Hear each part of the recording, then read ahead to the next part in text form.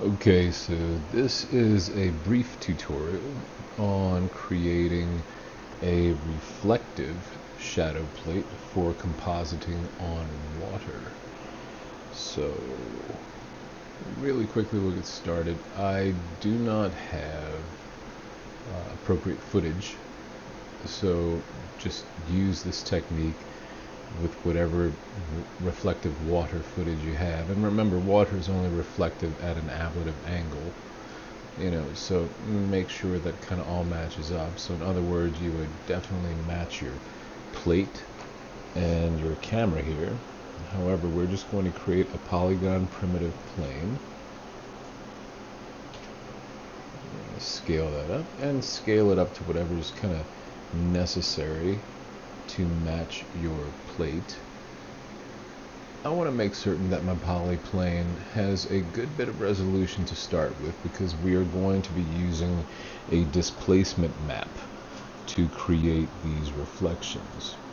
Okay, so first and foremost, I'm going to create another object, and this will be the object that we'll be reflecting. Your object, of course, will be different.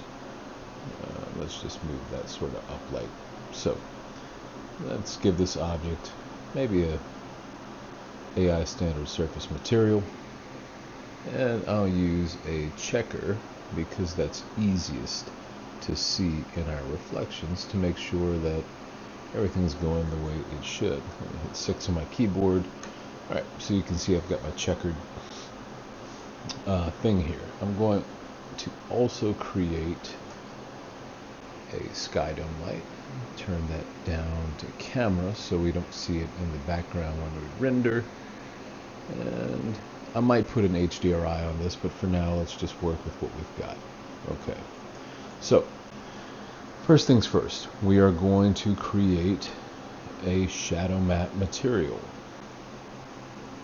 There we go. And then we're going to, if we're trying to do water here, we need to turn on the indirect specular reflectivity of the water. Now we may play with this index of reflection and this roughness, etc., but for now let's just leave it at its default, because there's a couple of things we need to do, and we need to do them in the hyper shade. So first and foremost, I'm going to bring up my hyper shade, pull that onto this screen so that we can see it full screen, and let's map out our shader here. And so you can see we've got our AI shadow matte shader network. Now to create, sorry, I'm all tongue-tied, it's about 2 in the morning here. To create this displacement shader, we're simply going to use a procedural texture. Now I could actually get footage of a lake or an ocean and waves and reduce it to grayscale and apply that as an image sequence. It's a lot of trouble, and in my experience, when I do it, it gets a pretty good result.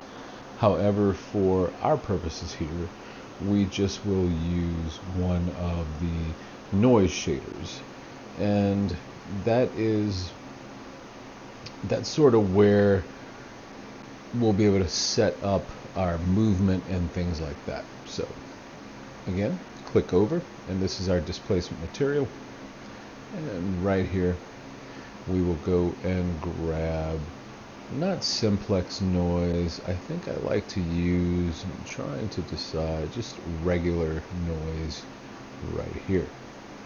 Now I'll set this scale maybe to 0.1.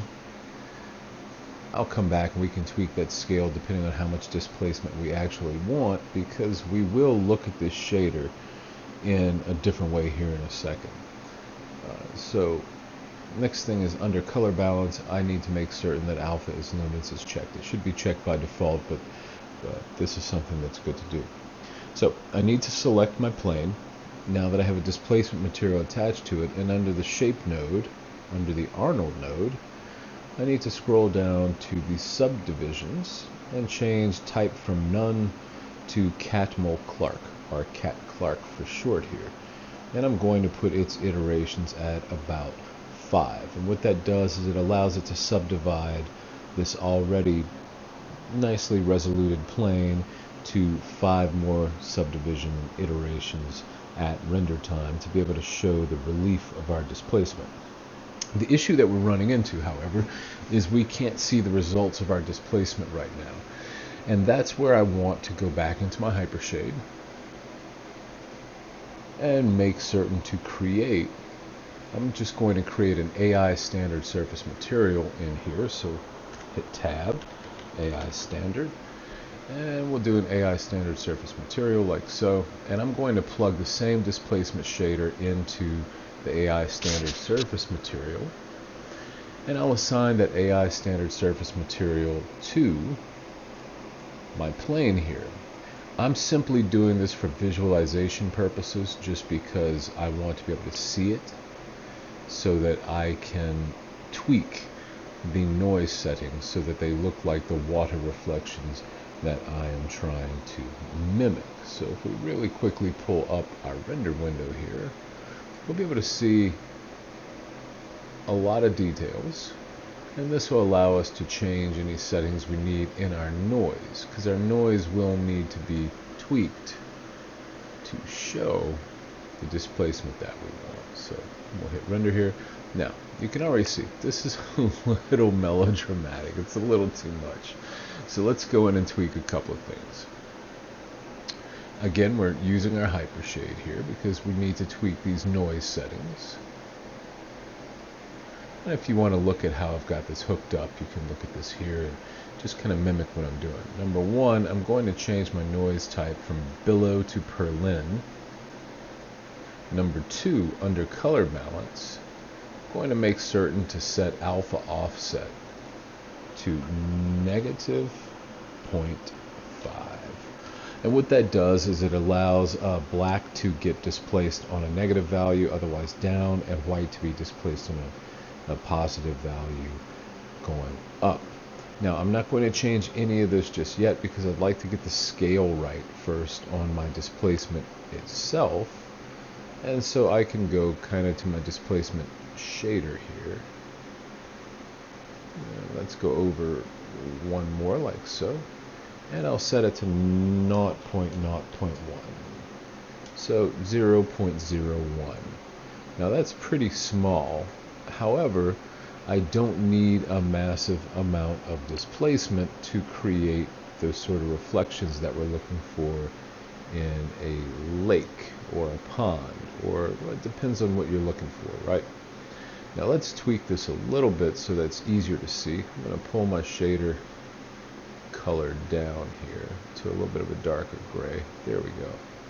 And you can see here that we're getting that sort of watery look that we're looking for in our shader. And we're not done yet, so let's go over. And once again, we're going to our displacement material where we've plugged in our noise. And let's increase our ratio. Well, let's do this. Let's do depth max instead of 3. Let's put it to 5. It creates a little bit more noise. So I just want you to see how this kind of works. So if I've got kind of a noisy surface to my water, I can increase that. If I bring it down to say 2, I'll create a much calmer surface. So hopefully this makes a bit of sense. I'm going to go to about 3.5. Split the difference. That's still a little noisy to me. Let's do 3. Sorry, I can't do integers on here, so or fractions.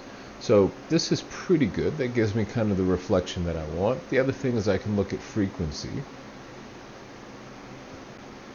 And you can see how frequency changes. There you go. The amount of sub noise that's in here. Now really I don't want a high frequency. Depending on my water, I'm generally going to go for a lower frequency. Somewhere between 2 and 10, and you can kind of fudge that number around until again you get the visual principle that you want. So you can see though that I'm getting this nice watery reflection. The next thing I need to do is I need to animate this texture, and we can just put a little bit in our time slot right here. I'm going to simply put in frame, equals frame /50. That's going to allow us to, this will animate over time. So if I hit play here, going a little fast, make sure my playback speed, let's set that back to real time and let's see how that looks.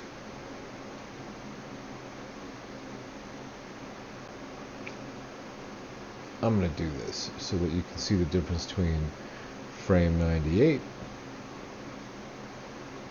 and frame, say, 100.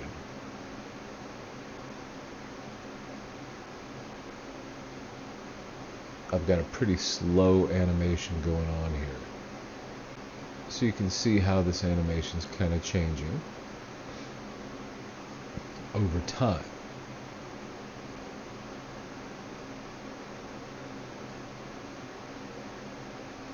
Hopefully that makes sense.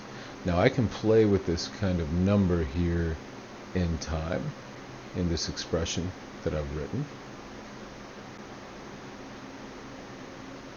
But generally the settings that I just gave you, I think, are pretty good for slow-ish moving water. If I need something a little bit more aggressive, I can play with that number. Instead of 50, I'd put in 40 or 60, and you can kind of experiment around with that number. This should be pretty good to start with, though. So we've got our displacement map. We've set up our noise here, all these bits and bobs, to make certain that it is displacing properly. I have put in a easy expression, just equals frame /50, to give me a little bit of movement in my water. And once again, this will be sort of dependent upon the turbulence, how quickly your water is moving, etc. So you might kind of play around with that number. And then I've set my frequency just to give my water the amount of chop and detail that it needs to match the reflection that I'm looking for. So it's at this point that we'll stop this render. I'm going to minimize that we're pretty good. We're set up.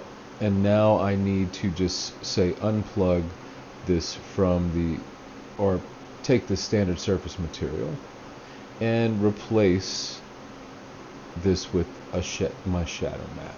And so that's easily done. I'll select my shadow matte surface here. I'm going to right click and I'm going to say assign material to viewport selection.